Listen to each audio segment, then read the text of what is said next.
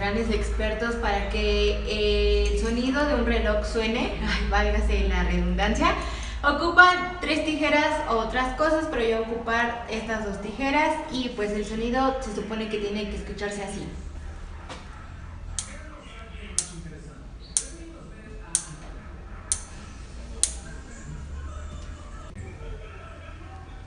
Otro efecto de sonido que pueden hacer es el efecto de la lluvia o que esté lloviznando y así.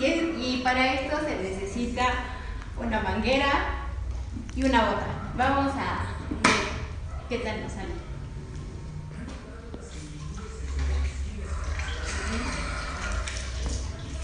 Ponen su mano.